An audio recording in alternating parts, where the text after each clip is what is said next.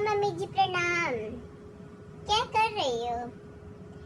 काले गोरे भैया क्या कर रहे हैं?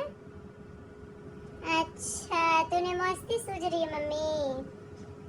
तुम किचन में लगे रहो दिन भर। हाँ नहीं तो मैं क्या करूँगी, पढ़ा के बैठी हूँ, तन पाउट वाउट बना के देख रही थी जी कि देखो घूम घाम के इतना आए, चेहरा काला तो नहीं पड़ गया है ना।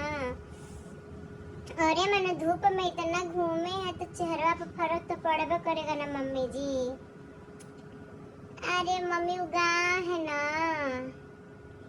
ए मम्मी जमुनिया से बतिया याद आई जानती कौन? जामुन, जामुन खैले से अच्छा गुलाब जामुन। जमुनिया के पेड़वा में एक गुलाब के पेड़ लगा दो, हो जाए गुलाब जामुन। हाँ मानो। अरे मत पूछो, यहाँ कहाँ बारिश होत बा, भगवान यहाँ बरसत तब न मम्मी जी। जाने लागत बा उनको कौन से कोनो हंसियत हो गई बा उनका, यार हंसेगा तब तो बारिश करेंगे, यार गायब हो गया तो बरसात कहाँ से करेंगे हैं?